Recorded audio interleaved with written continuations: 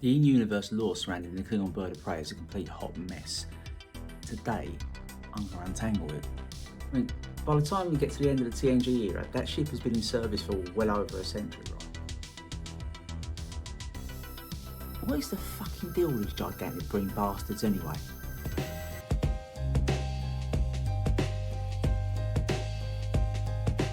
If you're new to science fiction and you're new to Star Trek, first of all, subscribe. Second, the Klingon Bird of Prey. What is it? Well, so I watched The Search for Spock the other week, and it did get me thinking about this. And I thought to myself, well, that ship wasn't even meant to be of original Klingon design. It was meant to be a Romulan ship, which they had got the blueprints for during their sort of brief alliance with them. Yet at the same time, that don't really answer the question in university. Seemingly, it's been in existence for a century in Star Trek time. The Klingon Bird of Prey is, I would say, the primary mode of space travel for the Klingons from Star Trek.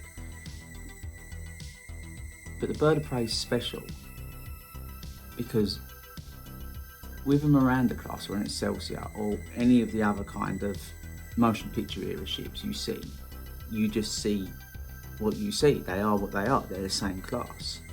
But there's many different types of a Bird of Prey. And it's got me thinking about it.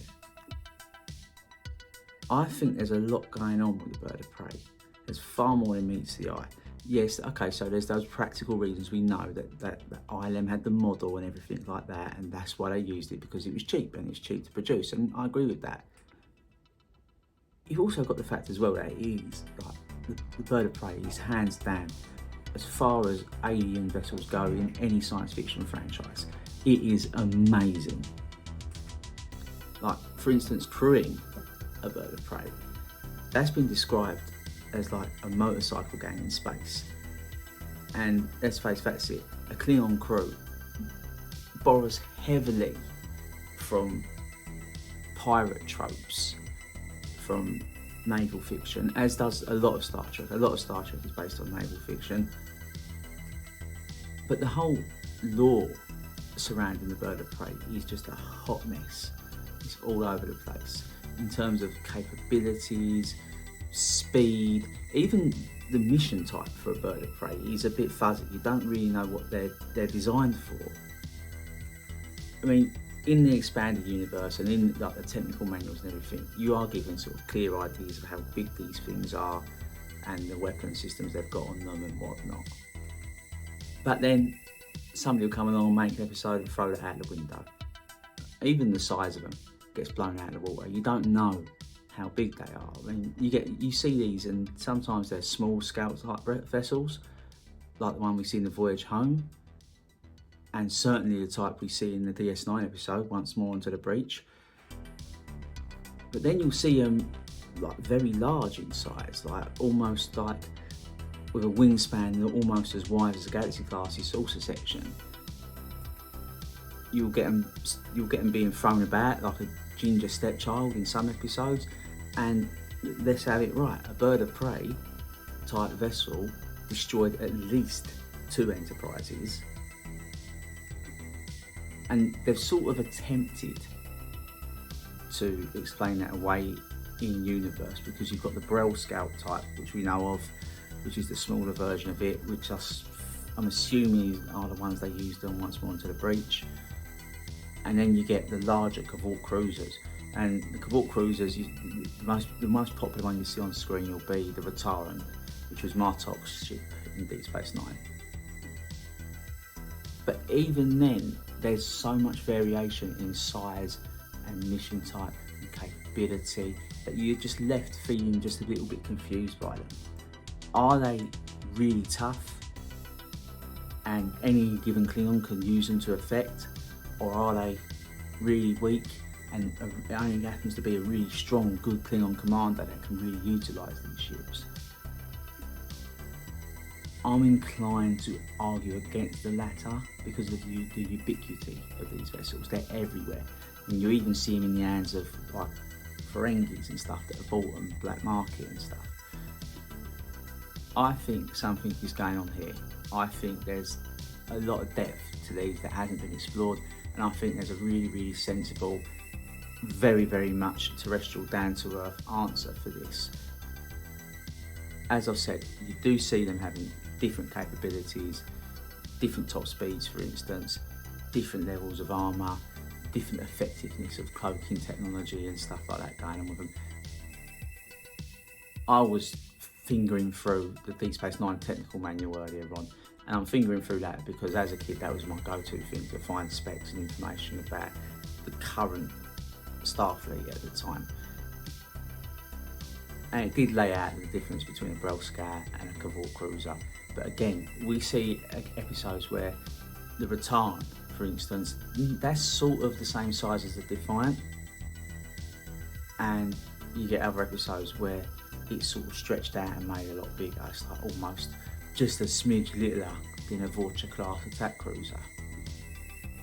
I think the in-universe answer to this probably would lie within Klingon military doctrine and also the bureaucracy of the Klingon military.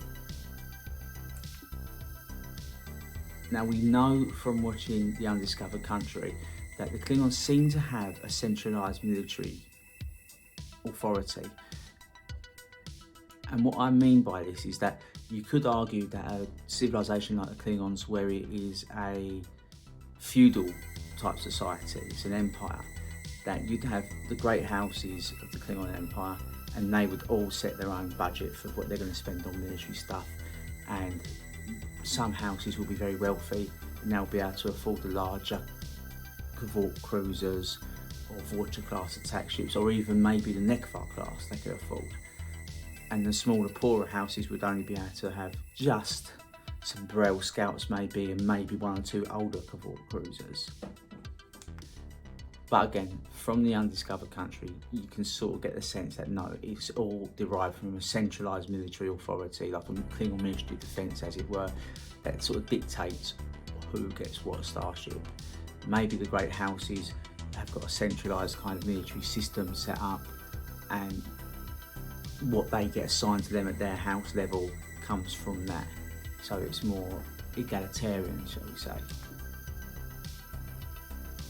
In the right hands, a bird of prey is just a shockingly devastating weapon.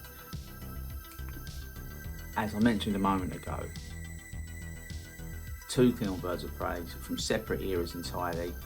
One of them, I'm assuming, was the Brel Scout variant because of the crew number on it and whatnot, was the one that Kirk captured in Star Trek 3: The Search for Spock, knocked out the Enterprise. Now, okay, fair enough, the Enterprise was grossly undermanned at the time. It was beaten and battered from its battle with Khan in the Utara Nebula, and all of its systems were heavily centralised on computer. And Scotty did say at the beginning, it's fine, just don't overdo it.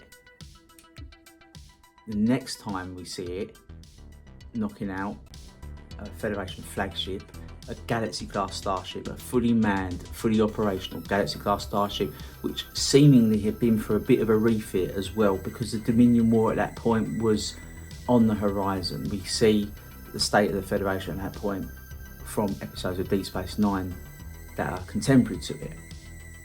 Yet this bird of prey, a 20-year-old D12 class, I think it was, with defective plasma coils, managed to give the Enterprise D a right dig.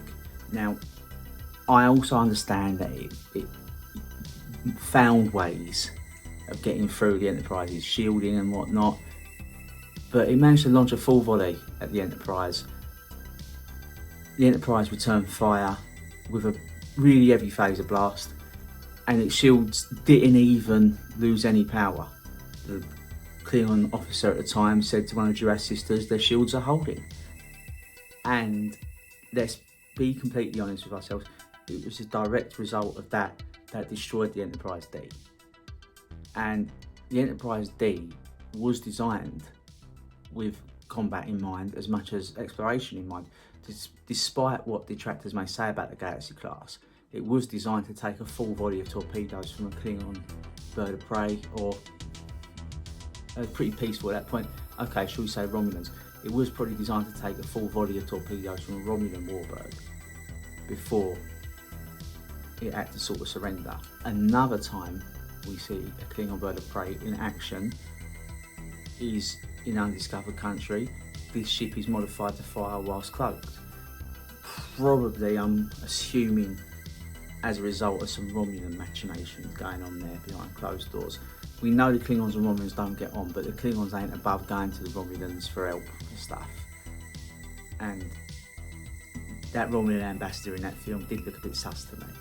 And in the hands of a ferocious leader, it managed to knock 7 tons of shit out the Enterprise A.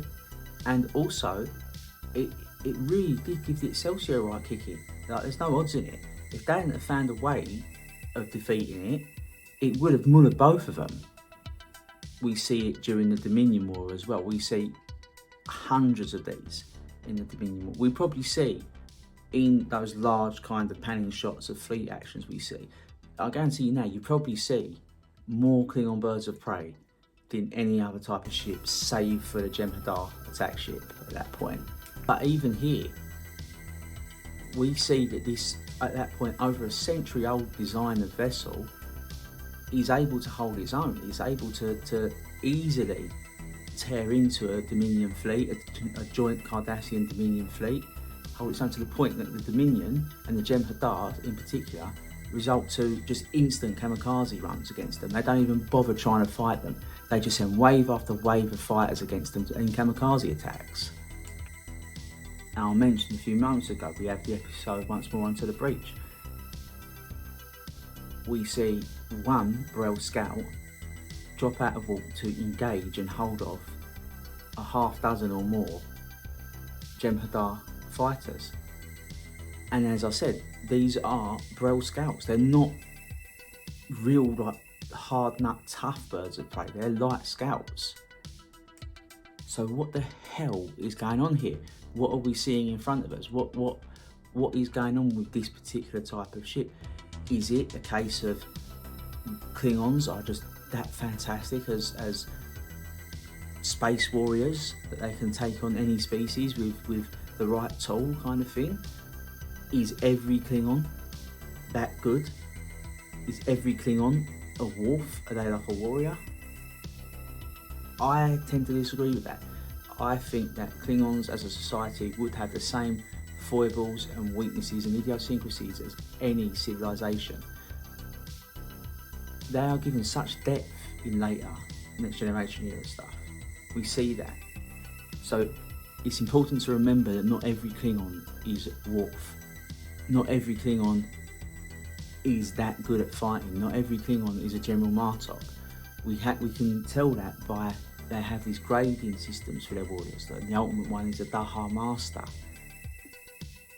And if every Klingon was that special, no Klingon would be special.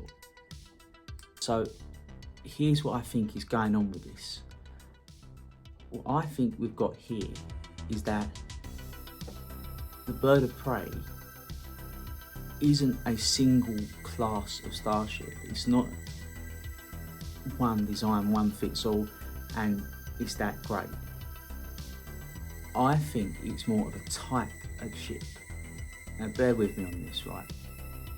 What I mean by that is on Earth, throughout the golden age of sail, and before that, you had different types of sailing vessels. For instance, in Europe we had carracks, for instance, and this is where I'm really coming to it. In the Far East, in China in particular, you had junks. Yeah, I said it like that.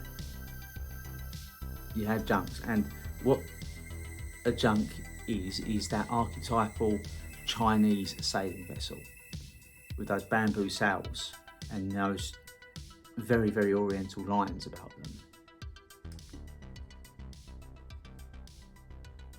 Those vessels were first created in the 6th century BC, and they're still built to a certain level nowadays.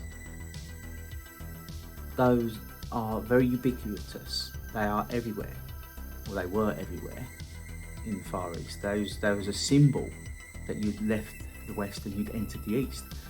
And that is what I think is going on with the Bird of Prey. I think they're less of a class of vessel. I think they're just a type of vessel. I just think that the Klingons just hit upon this design, or this design was given to them, or they stole the design from the Romulans, or the Romulans give it to them during their alliance and all that kind of stuff. Whichever theory you subscribe to, whichever part of canon you subscribe to, I think this ties it all together neatly with a bow on top. I just think that they are just a type of vessel, like on Earth, you've got the junk. And those are ubiquitous around the Milky Way galaxy because of the longevity of them, because of the usefulness of the design, down to their combat effectiveness. They're perfect for how the Klingon Empire is set up. They are fast and easily upgradable. They are deadly. You can mount heavy weapons on them. They are stealthy because they've got a cloaking device. They're great for hit and run attacks. They're great for patrolling.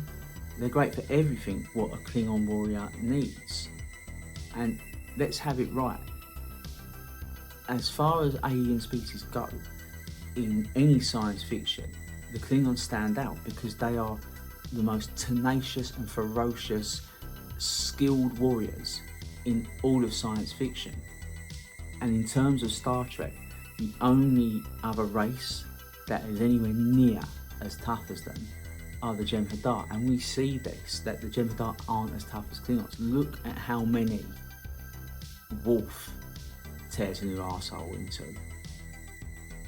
throughout Deep Space Nine, but in particular the episode where he's being held captive by them. They are seemingly easy to fly and learn the controls of and everything. We see this by the fact that Captain Kirk and Scotty and Sulu and the gang are within minutes able to fly the thing.